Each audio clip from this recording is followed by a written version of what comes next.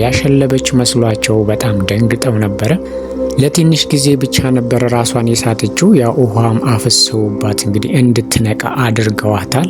ከነቃችም በኋላ እንግዲህ እረስታ የሆነ ብላ እርች በተለይ ስታወዛግባት ነበረ ማለት ነው። እሷ ግን ምንም እንዳልሆነችና ምንም እንዳልተፈጠረ ደህናም እንደሆነ ስትነግራቸው ሊያምኗት አልቻሉም ነበረ።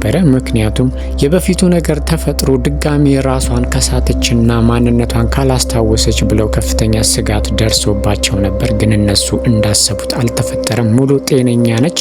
ምን አይታና ለምን እንደዚህም እንደሆነች እንግዲህ አጥብቀው ሲጠይቋት ያው ልጅቷን ሳያት እንግዲህ ልቤ ለሁለት ተከፍሎብኝ በዛ ላይ አዙሮኝ ነው የወደኩት ምንም አልሆንኩኝም ብላ እንግዲህ ልታሳምናቸው ሞክራለች ማለት ነው።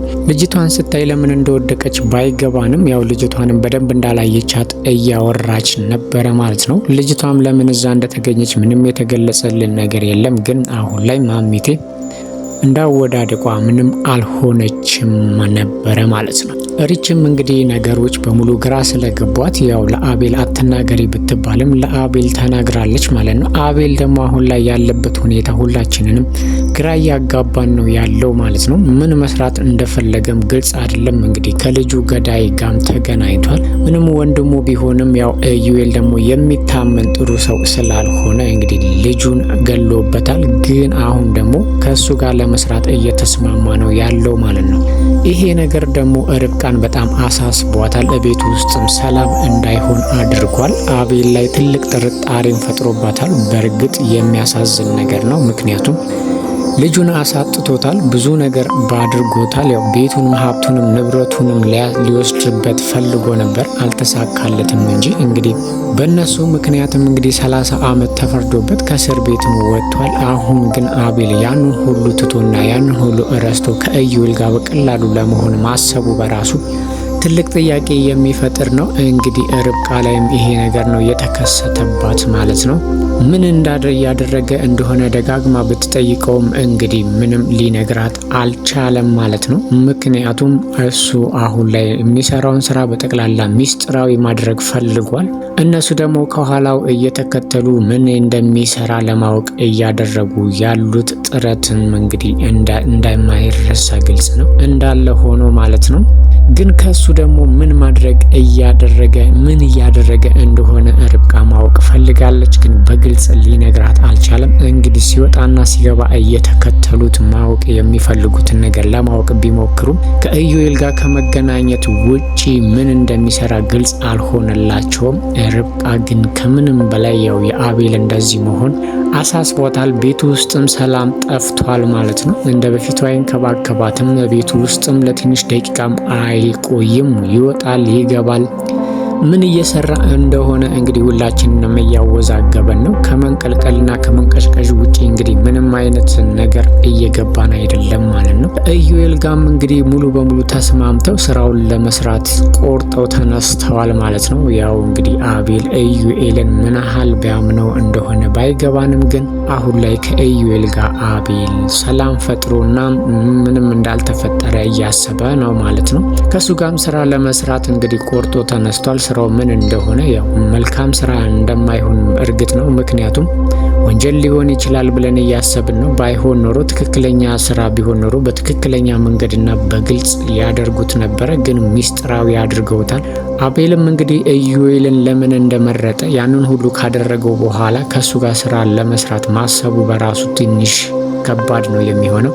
ግን ለማንኛውም አቤልና ኢዩኤል አሁን ላይ እየተገናኙ ስለ ስራቸው በየቀኑ እያወሩ ነው ያሉት ማለት ነው። ይሄ ደግሞ ለርብቃ ትልቅ ጥያቄ ስለፈጠረባት በቤት ውስጥ ሰላም የለም። አቤል ደግሞ ምንም አይነት ነገር በግልጽ ሊነግራት አልቻለም ማለት ነው። ኢዩኤል እንግዲህ ያው በአሁኑ ሰዓት ከተገናኛት ልጅ ጋር በሰላም እየኖረ ነው ያለው። እንግዲህ ፍቅር ቢጤም እየጀማመረውና ራሱንም ጠንከር ማለት እንዳለበት ወደ ፍቅር ውስጥ መግባት እንደሌለበትም እያሰበ ነው ያለው። ልጅቷ ግን በጣም ተመችተዋለች። ያው ቤተሰብሽን እፈልግልሻለሁ እያለ እንግዲህ ኢዩኤል ታማኝ ባይሆንም በአሁኑ ሰዓት ግን ከሷ ጋር ነው ያለው ማለት ነው። እሷም ከተማ ውስጥ ማንንም የምታውቀው ሰው ስለሌለም እሱ እንደሚላት ነው ሁሉን ነገር እያደረገች ያለችው ማለት ነው። ያው ቤተሰቧን እንደሚያገኝላትና ከቤተሰቧ ጋር እንደሚያገናኛት እየነገራት ነው ያለው ማለት ነው። እንግዲህ በተዘዋዋሪ ደግሞ ያው ፍቅር ጀምረዋል ማለት ነው። ኢዩኤልም ይሄ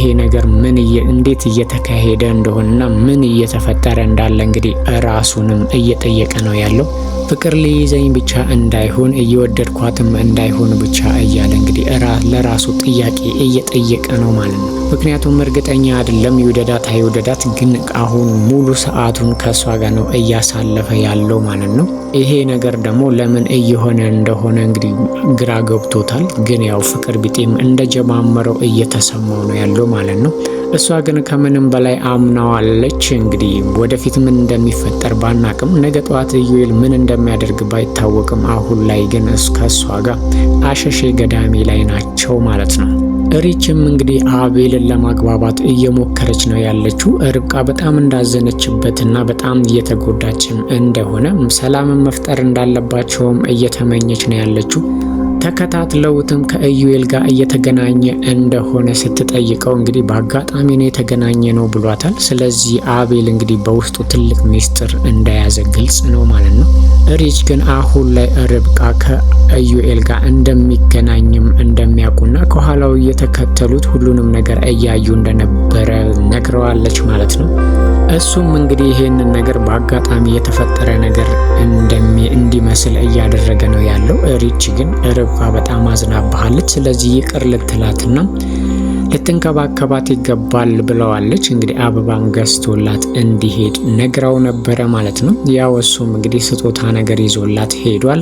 አሁን ላይ ግን ያው አቤል ለርብቃ ምንም ነገር እየነገራት ስላልሆነ እሷ ደግሞ ከምንም በላይ የምትፈልገው የእሱን ስጦታ ምናምን ሳይሆን አሁን ላይ አቤል ምን እያደረገ እንደሆነ እንግዲህ በግልጽ ስትጠይቀው እሱ ደግሞ ሊያስተባብል ሞክሯል ማለት ነው። እሷ በቀላሉ ልትታለለት አልቻለችም። ስጦታም ይዞላት ሄዶ ነበረ። ያንተን ስጦታ እኔ አልፈልግም ብለዋለች። ከስጦታው ይልቅ ምን እያደረግ እንደሆነ እንድትነግረኝ እፈልጋለሁ፣ ምን እየተካሄደ እንዳለ እንድትነግረኝ እፈልጋለሁ ስትለው ሊያስተባብል ሞክሯል። እሷ ግን በፍጹም አሁን ካልነገርከኝ ብላ ድርቅ ብላበታለች። እሱም እንግዲህ አሁን ላይ የምሰራውን ስራ ልነግርሽ አልችልም ብሎ ድርቅ ብሎባታል። እሷም ሁለቱም እንግዲህ ጭቅጭቅ ጀምረዋል ማለት ነው። ያው ያ ሁሉ ፍቅራቸውና ያ ሁሉ መተሳሰባቸው አልፎ እንግዲህ አቤል የሆነ ነገር ከጀርባው እንደደበቀ ስለገባት እንዲነግራት ብትወተውተውም እሱ ግን በፍጹም እንደማይነግራት እየነገራት ነው። አሁን ላይ ዝግጁ አይደለሁም ይህንን ነገር ልነግርሽ ቢላትም ፍጹም ትነግረኛለህ፣ ወደ ሳይሆን ትነግረኛለህ፣ ካልነገርከኝ አንላቀቅም ብለዋለች። እንግዲህ እሱም እንግዲህ ከእሷ ብሶ ድርቅ ብሏል። በፍጹም አልነግርሽም ብሏል። እንግዲህ አቤል እዚህ ጋር ትልቅ ጥያቄ ይፈጥርብናል ማለት ያሰበው ነገር ይሄን ያህል ምንድን ነው? ስራ ከሆነ መልካም ስራ ከሆነ እንግዲህ ይሄንን ነው እየሰራሁኝ ነው ብሎ መናገር ይችል ነበረ ማለት ነው።